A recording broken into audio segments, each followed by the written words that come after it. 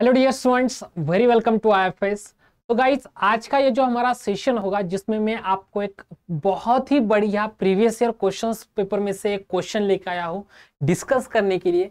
जो क्वेश्चन है नवंबर 2020 से, जो हमारी सीएसआर नेट की जो क्वेश्चन पेपर थी उसमें ये क्वेश्चन पूछा गया था। ये जो क्वेश्चन है वो है फंक्शन ऑफ सेवरल वेरिएबल के ऊपर। आपको साफ तौर पे दिख रहा होगा कि f of x comma y define करके दिया है, तो टू वेरिएबल का फंक्शन है।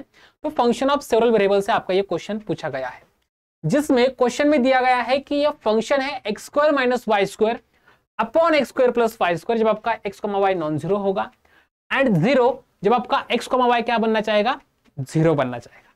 तो इस फंक्शन की कंटिन्यूटी, बाउंडेडनेस, नेबरहुड में again boundedness and directional derivative, ये चार चीजें आपको यहाँ पे पूछी गई है। तो इसके बारे में हमें डिस्कस कर लेना है। तो चलिए जानते हैं एक एक ऑप्शन के बारे में। तो पहली बात है कि क्या यह फंक्शन कंटिन्यूअस है क्या। तो अगर आप इस टाइप के फंक्शंस देखते हो तो यहाँ पे देखो, डिनोमिनेटर में आपका x square plus y square है तो आप पोलर फॉर्म यूज कर सकते हो, या फिर आपके न्यूमरेटर की डिग्री देखो 2 है, डिनोमिनेटर की डिग्री देखो हर टर्म की 2 है, तो आराम से आपको यहाँ पे दिखना चाहिए कि यहाँ पे आपको लिमिट अलोंग द पाथ में y is equal to m x, ये पाथ भी काम करके चला जाएगा। तो आप उस पाथ को यहाँ पे यूज कर लोगे तो क्या बोलोगे आप, पुट, क्या बोलोगे, put y equal to m x. तो अगर आपका x जाएगा जीरो को, अगर आपका x जाएगा जीरो तो एम एक्स भी जीरो को जाएगा, और एम एक्स जीरो को जाता है मतलब y जीरो को जाता है। तो आपको अलग अलग से x एंड y का लिमिट्स लेने की जरूरत नहीं है। आप डायरेक्टली बोल दो x जीरो को जा रहा है, इसका अल्टीमेटली मतलब यही निकलता है कि x, y जा रहा है जीरो को।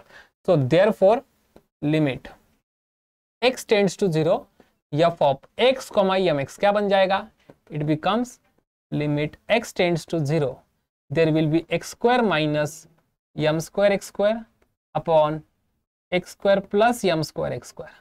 तो एक्स स्क्वायर को कॉमन निकालो तो क्या बन जाएगा, limit x tends to zero, there will be x square in bracket 1 minus m square upon x square in bracket 1 plus m square. तो ये दोनों कैंसिल हो जाते हैं, तो लिमिट क्या आता है, it is 1 minus m square upon 1 plus m square.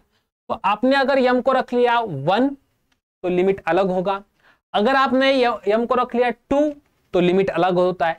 But limit तो हमेशा यूनिक होता है ना। तो अगर डिफरेंट आप m यूज करते हो, मतलब आप पाथ जो चूज कर रहे हो वो पाथ कैसे, देखो इस पाथ से आप चलोगे y इक्वल टू एक्स से तो लिमिट आ जाएगा 1 minus 1 upon 1 plus 1, limit will be zero. आप y equal to twice x इस पाथ से चलोगे तो 1 minus 4 upon 1 plus 4, so it is minus 3 upon 5, तो उसका लिमिट अलग आता है। मतलब डिफरेंट पाथ से आपको डिफरेंट लिमिट मिल रहा है, तो इसका मतलब होता है फंक्शन का लिमिट एग्जिस्ट नहीं है। तो this implies that limit does not exist. Why? Because limit depends on your path. जो पाथ आप चूज कर रहे हो उसके ऊपर आपके फंक्शन का लिमिट क्या है, डिपेंड है। एंड फंक्शन का लिमिट एग्जिस्ट नहीं है मतलब फंक्शन क्या नहीं होगा, कंटिन्यूअस नहीं होगा। Implies F is not continuous, not continuous at 0,0। Okay, 0,0 पे आपका फंक्शन क्या नहीं है, कंटिन्यूअस। अब बाउंडेडनेस की बात करते हैं। देखो एक्स स्क्वायर हमेशा लेस इक्वल होता है x square plus y square से, right. So also y square is less equal x square plus y square. तो x square upon x square plus y square is less equal 1, and y square upon x square plus y square, this is also less equal 1 for all x comma y belongs to R2 minus 0,0। Okay, 0,0 छोड़ के बाकी सभी points पे ये condition satisfy होती है। तो therefore mod of x square minus y square upon x square plus y square, I will say that is my mod of f of x comma y. Okay, that is less equal mod of x square upon x square plus y square plus mod of, you can say minus y square, उसका mod लो या फिर y square का mod लो, mod लेते तो minus sign चला जाता है, x square plus y square, and that is less equal 1 plus 1 for all x belongs to R2 minus।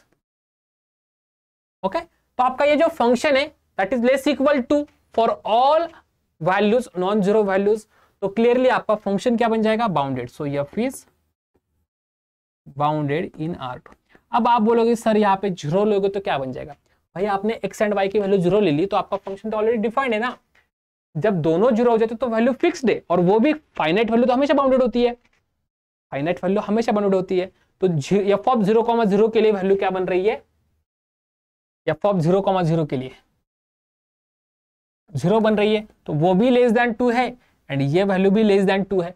तो पूरे R2 पे आपका फंक्शन बाउंडेड बन रहा है, तो आपका फंक्शन बाउंडेड बनता है नेबरहुड ऑफ 0,0।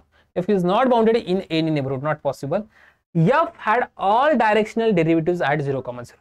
तो डायरेक्शनल डेरिवेटिव पॉइंट क्या है आपका पॉइंट A, B है 0,0 एंड वेक्टर क्या है u1, u2, this is your vector. So directional derivative of f in the direction of u will be same as limit h tends to 0 f of a plus a क्या है आपका 0 है ना, मैं directly formula लिख देता हूँ फिर 0 plus h u1 0 plus h u2 minus f of 0,0 upon h. तो क्या बन जाएगा, limit h tends to 0 f of h u1 h u2 minus f of 0,0 upon h. तो पुट कर लो वैल्यूज को, x की जगह पे रिप्लेस कर लो एच u1, तो H square u1 square minus H square u2 square upon H square u1 square plus H square u2 square. Okay, मैंने x की जगह पे वैल्यू पुट कर ली, x की जगह पे एच u1, y की जगह पे h u2 minus 0 upon h. Okay, so therefore we have limit h tends to 0, there is h common outside, h square in the numerator, तो u1 square minus u2 square. Denominator में क्या बन जाएगा, denominator में बनता है h cube u1 square plus u2 square, but u1 square plus u2 square तो हमेशा क्या होता है 1 होता है। So therefore that limit will be same as limit h tends to 0, there will be h square upon h cube, so 1 upon h times u1 square minus u2 square. तो इस function का लिमिट तभी exist है, कब exist होगा, if and only if u1 is equal to u2 and u1 square plus u2 square equal to 1, क्योंकि ये तो नेसेसरी है, यूनिट फैक्टर है तो ये तो नेसेसरी है, ये भी आपका नेसेसरी है। जब ये दोनों इक्वल बनेंगे तभी ये 0 बनेगा, और u1 is equal to plus और minus u2, u1 is equal to what, plus और माइनस u2, इससे ज्यादा और कुछ नहीं, ठीक है ना। बट उन्होंने क्या बोला है, उन्होंने बोला ये है कि f had all directional derivative, मतलब सभी डायरेक्शंस में होगा, नहीं भाई सभी नहीं होगा, कहां पे होगा, u1 is equal to u2 और u1 is equal to minus u2, इसी दो डायरेक्शन में आपके फंक्शन का जो डायरेक्शनल डेरिवेटिव वो एग्जिस्ट हो रहा है, राइट। एंड इस वजह से आप बोल सकते हो कि आपका जो फंक्शन है सभी डायरेक्शन में डायरेक्शनल डेरिवेटिव एग्जिस्ट करके नहीं देता। ओके गाइस, तो आज का ये जो पीवाई को होगा होपफुली आप सभी को क्लियर हो चुका होगा। ऐसे ही आपको आगे जो भी क्वेश्चन है प्रीवियस ईयर जो आपको चाहिए सॉल्व करके आप नीचे कमेंट बॉक्स में कमेंट कर दीजिए, चाहे फिर वो नेट का हो, वो गेट का हो, वो NBHM का हो, वो TIFR का हो।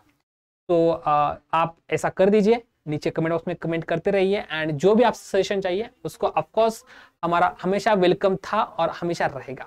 तो thank you so much guys and happy.